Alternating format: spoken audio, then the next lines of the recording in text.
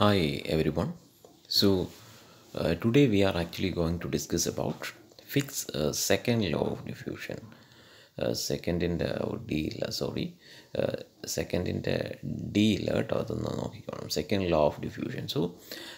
Last video we were discussing about Fick's first law of diffusion, and it states that the diffusion flux, that is J, is directly proportional to dou C by dou T. C is the concentration gradient with respect to time, and it is for steady state diffusion. But all practical cases of diffusion are not steady, almost all practical cases. So Fick's second law states that the diffusion flux has a relation with time when it is actually the real case is non-steady state.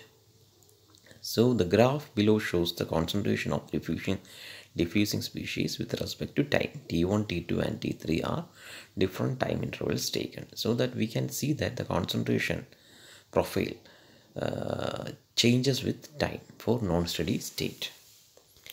So ഇവിടെയും നിങ്ങളൊരു equation derive ചെയ്യേണ്ടി വരും. കാരണം Fick's first law എന്നുള്ള equation എടുത്ത് പിന്നെ non steady സ്റ്റേറ്റും എടുത്തിട്ട് you need to derive an equation. Small ഡെറിവേഷനേ ഉള്ളൂ. അതാണ് ഫിക്സ് സെക്കൻഡ് ലോ. അപ്പോൾ ഫിക്സ് സെക്കൻഡ് ലോ ചോദിച്ചു കഴിഞ്ഞാൽ ഒന്നുകിൽ ഇങ്ങനെ ചോദിക്കാം, state and explain Fick's first and second law of diffusion. അപ്പോൾ നിങ്ങൾ ഫസ്റ്റ് ലോ സ്റ്റഡി സ്റ്റേറ്റും സെക്കൻഡ് ലോ നോൺ സ്റ്റഡി സ്റ്റേറ്റും എന്ന് പറയണം.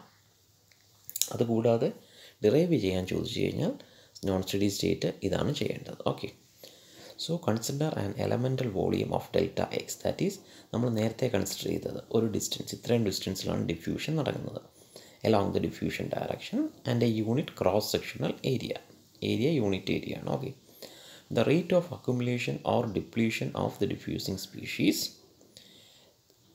along this particular distance is given by dou C by dou T into delta x. C എന്ന് പറഞ്ഞാൽ concentration ആണ്.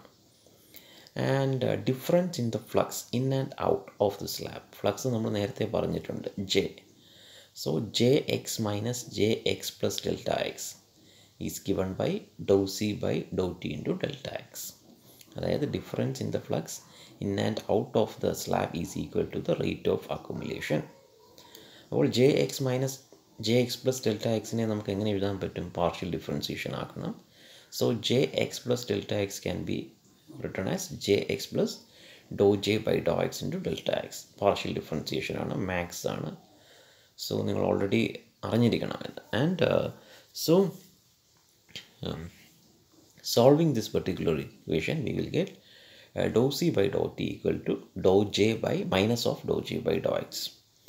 And from first law we know that J equal to minus D into dc by dx. So substitute the same in dou C by dou T equal to minus dou J by dou x. അതായത് അവിടുത്തെ ജെയ്ക്ക് പകരം minus D into D C by D x substitute ചെയ്യാം. So you will end up in an equation dou cx by dou T equal to D into dou square cx by dou x square. So the concentration of the diffusing species at some distance x from the surface changes with time and is given by this particular relation. So this particular relation is known as Fick's second law. But Fick's first law എന്തായിരുന്നു? J equal to minus D into dou C by dou x. ഇവിടെ എന്ന് പറഞ്ഞാൽ dou C by dou T equal to D into dou square C by dou x square. This is Fick's second law. നിങ്ങൾ ചോദിച്ചു കഴിഞ്ഞാൽ Fick's first ലോയും second ലോയും ചോദിച്ചു കഴിഞ്ഞാൽ ഇത്രയുമാണ് എഴുതേണ്ടത്. ഇനി ആപ്ലിക്കേഷൻസ് ഓഫ് ഡിഫ്യൂഷൻ എവിടെയൊക്കെയാണ് അപ്ലൈ ചെയ്യുന്നത്? Determination of diffusion coefficient. അതായത് രണ്ട് നേരത്തെ പറഞ്ഞതുപോലെ if I am just putting two bars together the D can be determined experimentally using a diffusion couple. നേരത്തെ പറഞ്ഞതാണ്. At room temperature the thermal energy is insufficient to cause. കാരണം room ടെമ്പറേച്ചറിലുള്ള energy കാരണം ആറ്റംസിന് മൂവ് ചെയ്യാൻ പറ്റില്ല. So if the couple is heated to a higher temperature near the melting point but lesser than the melting point of both materials, diffusion of species start from one material to the another.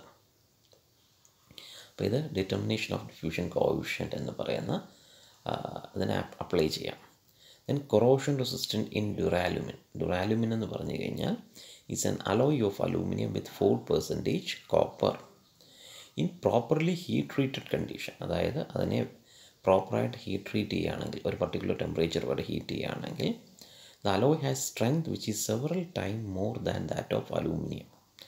അതായത് aluminium with 4% കോപ്പറാണ്, പക്ഷേ അതിനെ ഞാനൊരു particular ടെമ്പറേച്ചറിൽ heat ചെയ്യുകയാണെങ്കിൽ it has strength several times, may be like 5 to 6 times more than aluminium. Obviously light in weight. അപ്പം അങ്ങനെ ഒരു സ്ട്രക്ചർ നമുക്ക് അലൂമിനിയം ബേസിക്കലി യൂസ് ചെയ്യാൻ കാരണം എന്താ, അതിൻ്റെ വെയ്റ്റ് കുറവാണ്. സോ എസ്പെഷ്യലി എയറോസ്പേസിലും ഓട്ടോമൊബൈലിലും ഒക്കെ വെയ്റ്റ് കുറഞ്ഞ സ്ട്രക്ചേഴ്സാണ് വേണ്ടത്. സോ ഇവിടെ ഡ്യൂറാലുമിനിലും അലൂമിനിയത്തെ പോലെ ലൈറ്റാണ്, but it has several times strength than aluminium. അങ്ങനെയുള്ളൊരു അലോയ് നല്ലതല്ലേ. അപ്പോൾ അതെന്തുകൊണ്ടാണ് ഹീറ്റ് ട്രീറ്റ് ചെയ്യുമ്പോൾ അതിൻ്റെ സ്ട്രെങ്ത് കൂടുന്നത്? Just because of diffusion. അതുപോലെ the corrosion resistance of duralumin is poor compared to that aluminum. Hence the sheets of duralumin is sandwiched between thin sheets of pure aluminum and rolled to improve the corrosion resistance.